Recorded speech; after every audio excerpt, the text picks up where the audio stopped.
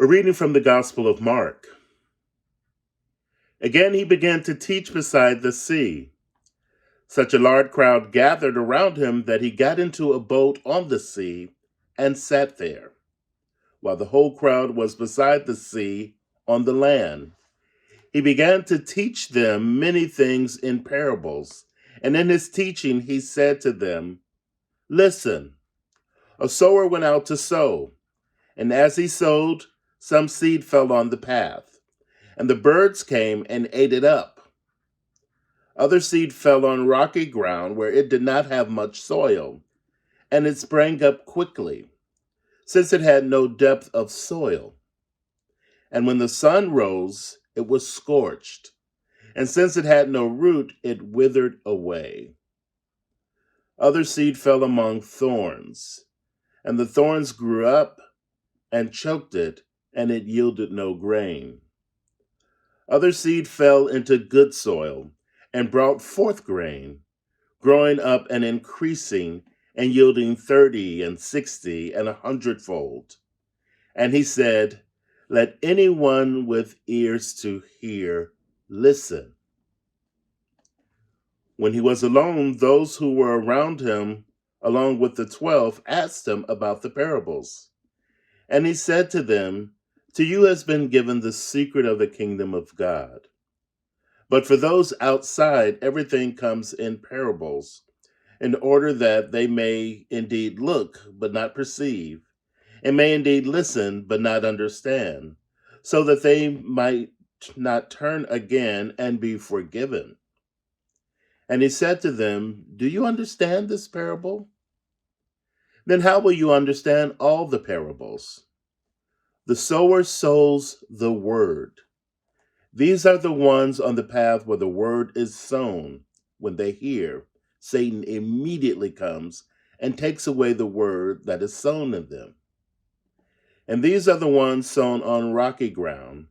When they hear the word, they immediately receive it with joy. But they have no root and endure only for a while. Then, when trouble or persecution arises on account of the word, immediately they fall away. And others are those sown among the thorns.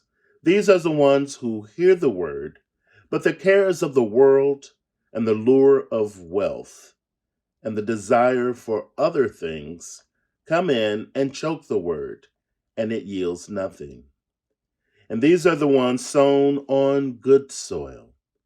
They hear the word and accept it and bear fruit, 30 and 60 and 100-fold. The parable of the sower is one of the more popular parables. It's found in each of the synoptics.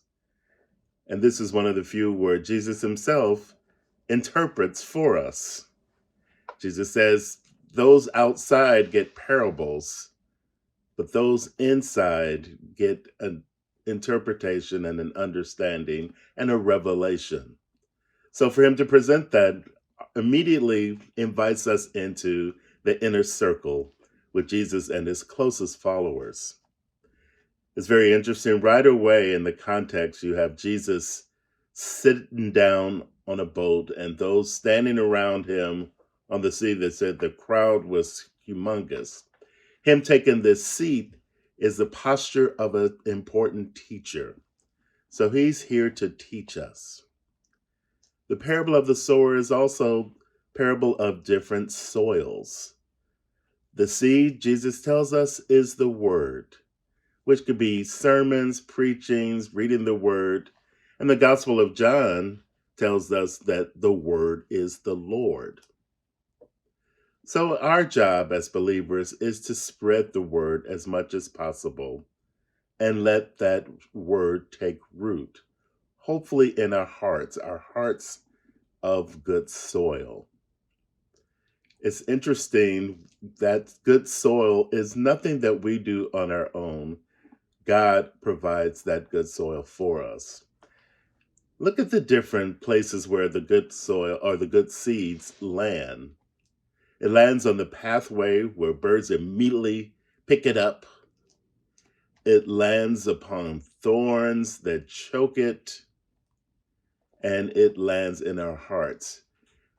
Even though it's presented as different categories of people, I like to look at these as different stages where each of those may represent us at different points, where we may hear a good word from the Lord and it doesn't land quickly in our spirit and it just kind of leaves us.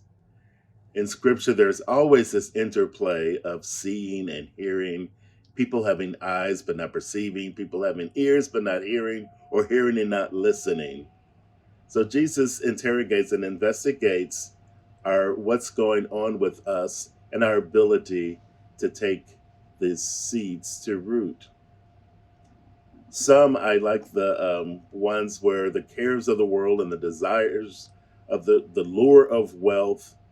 I think success, again, each of us are confronted with that, and it's not a bad thing.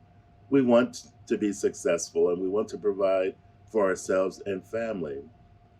But it says the word it's not at the expense of the word.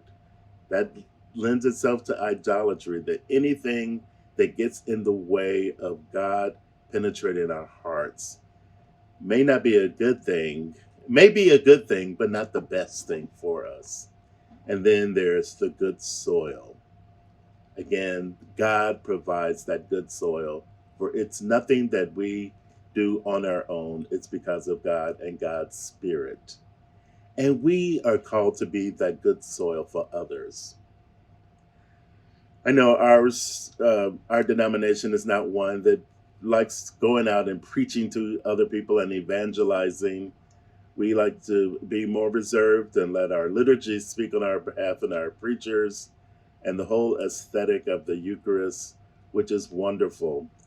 St. Francis of Assisi says, but we could also use our lives as our sermons. I think people want to hear a good word from the Lord. Be good soil for others.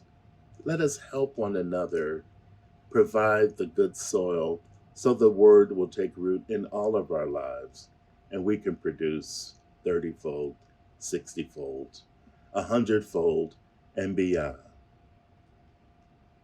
Amen.